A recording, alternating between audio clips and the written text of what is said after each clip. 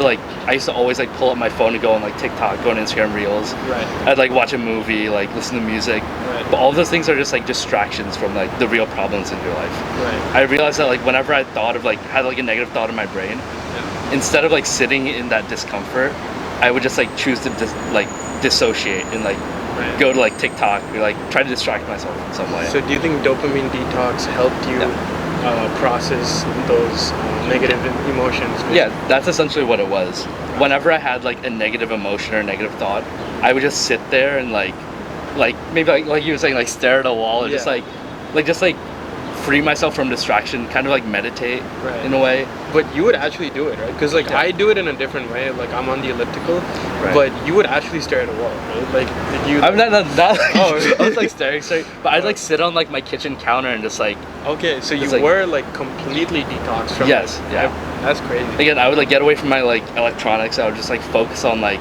I would go through like the train of thought like in my head, and like realize, like try to discover like why I'm feeling the way I am, and like dig deeper and deeper and deeper until I reach like the end of that like thought.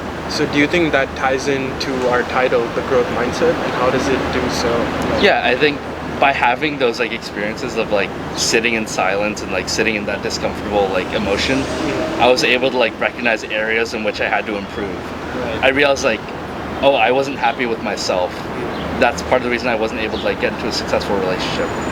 What do you mean by that? Like what aspects of yourself do you felt like you were not happy with? Yeah, I like realized like I wasn't like fully confident in myself, and like I had this like self.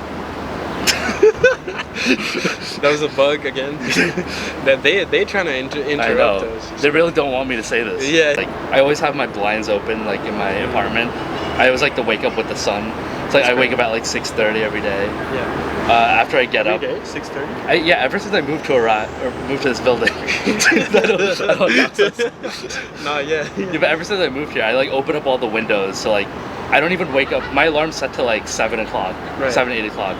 But since like the natural light like goes through the windows, I like wake up naturally. Dr. Andrew Huberman said in his wellness podcast, the best way to combat depression is first thing in the morning, wake up and look at the sun. And even in the winter, even if there are clouds and stuff, if you look at the sun, that'll not only break you from your sleep cycle, but it will also inhibit depression. Right. Yeah, I 100% agree with that. Wow. So yeah, as soon as I wake up, I take care of like my basic activities. One thing I always do is make my bed every morning. I should learn from that. And right, exactly. I'd say like when I stop like when I fall out of discipline with like one aspect of my life, like if I stop cleaning my apartment rooms, I'll like stop going to the gym as much. I won't water my plants as like frequently. Right. And then every other aspect, my mental health like starts declining. Everything just goes downhill. Gotcha. So I need to like maintain that like sense of discipline in those like very basic areas of life.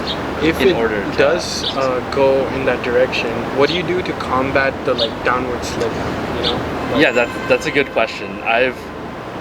Last year I'd say like I was on like a continual like downhill like trajectory. And again, just like doing How that. How many plants did you kill? There was one actually I killed. Really? Yeah. Shit, bro. He's a murderer. I know. Lock me up, man. Yeah. But yeah, I think just like again, like at the end of the year last year, just deciding to like take a break from dating, just like again like staring at the wall, just realizing the areas in which I need to improve myself and like. Dude, that actually I'm proud of you for doing that, because like I couldn't do that. Like the deep like self-reflection aspect. There's this concept where it's called like Vanvas in like Hindu mythology, where like Lord Ram went into the woods and like he was kind of like exiled, but he took his family like Sita and like Lakshman and stuff. They went into the woods and you're Christian. That's what I was like the blank stare.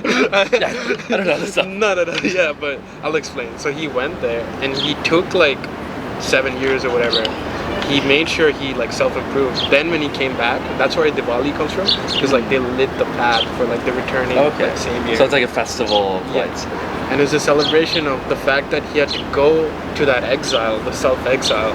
So you kind of self-exiled from feds or like the bar, but you did it on purpose and you kind of stuck with it, even though like all of us are like going out and stuff. So proud of you for that, man. I think that's like, you take some grit to do that. So I'm super proud of how far you've come, and I'll just end it at this. I know you're not like very educated or like you haven't taken to it, but what does Stoicism mean to you, if you had to put it in words?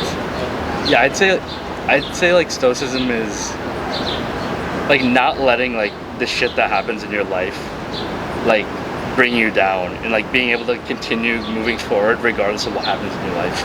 Like being able to handle like any negative situation and turn it into a positive. Obstacle is the way forward. Exactly. I've always had the mentality that like any negative like thing that happens in your life, it's just a learning experience that helps you grow in life. Right. But I'd say like last year was like the worst year of my life. Same. Yeah. But it's still, but in like a weird way, it was also like the best year of my life. Right. Because at the end of that year, I became like the best version of myself. Definitely. And I'd say I'm the best version of myself right now because of that negative year I had.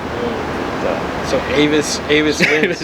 Yeah, Avis wins. I say Avis because like since he has identity phase shift away from Davis, he's now Avis. Yeah. So, but yeah, solid, bro. I think you've really shown them how much you've learned, and I think I'm proud of like the person you've become. Like when I met him like 2 years ago, even a year ago, he was like Davis Samuel, you know, like he evolved a lot. So proud of you, dude. Yeah, again, it comes with that like growth mindset, like continually like learning from other people. Like I've learned a lot from you. Like same. Everyone we meet, I like try to take like bits and pieces and like learn from them and like get advice. Definitely. Nah, you got this, bro. Keep it going, and we'll do a check-in with you at some point, and the audience would love to see how you've grown. Right, for sure. So, Davis, take care, and see you at the top. Yeah, thanks for having me on. Yes, sir. Right, peace. These goddamn bugs. They'll fly like right on the screen. And like by going on those like traveling adventures, I've also been able to like implement that growth mindset where it's like I'm in an environment where I'm like I don't speak the language, I don't know anything about the country, but I'm able to like explore, like interact with people, have adventures, and that's also like helped me grow as a person. What community means, like he just moved into my apartment complex, this beautiful complex here. We're trying to build a friend group, so community is very important. It helped me through a lot of difficult times, and it's continuing to help me improve. So what does community mean to you? Yeah, I'd say like when I first moved here, that was the one area I was like lacking a lot. Yeah. Like what I was trying to find, because like again like moving here without knowing anyone, I didn't have any community. I didn't have anyone to like get advice from. But eventually, once I like pushed myself out of my comfort zone, and, like started making more friends and like deeper connections, that's when I started like you said, like in like this building here, like we're forming like a community. Yeah. And we're able to like bounce our thoughts off each other and like grow, like help each other grow. Yeah. And you actively say you're trying to grow the community. Yeah, I'd say I'm like I wouldn't say I'm like a community leader. I'm not like ever the one organizing events. But I like to be there and like try to involve everyone and like. One thing I will say about him, he's very reliable. You know, like if like anytime I hit you up, like you're usually one of the people who like comes through and like just like it's like we're trying to build something, and even if you don't like go out with us or whatever, you still like pull through and like you hang out. So I appreciate that. I think that's like one change I made like when I first moved here. Before, if I didn't like feel like going out, I would just like cancel immediately and be like I'm not going out. But this time it's like if we like go out to like a pregame and then like we go out after, if I'm not feeling like going out, I'll still show up to the pregame and like still make those connections. Exactly. And I feel like that helps like strengthen the community too. Just like having a lot of people there consistently helps like build that community. Moved to Chicago about 2 years ago. I had a fresh start from life, and that was part of the reason I wanted to take part in the self-improvement journey. Just having a fresh start and trying to improve myself in a new city where I didn't know anyone. I'd say the growth mindset for me is just recognizing areas where you can improve in life, and then working on those areas and continually working on improving yourself. So I'd say 2 years ago when I first moved here, I was very like, I used to be like a very like socially awkward person. I had like trouble like talking to new people. So by moving to a new city, I was able to just branch out and like have conversations with people I'd never met before and like push myself out of my comfort zone. Right. And then that's when I met you, like like when I first moved here. Seattle, and you moved from Philly. So. Right, so that was like the 2-year mark. And then I did that for about a year, just meeting new people. But eventually I started to get more comfortable like with like the people I knew. And then I'd say like the 1 year mark I started like branching out to like hobbies and like different activities. It's like I got more into bouldering. I started like make more friends in more niche areas. So, like I got into like photography, so I made a few like friends in photography. Right. Yeah, it was like constantly improving like my hobbies and getting better. Awesome.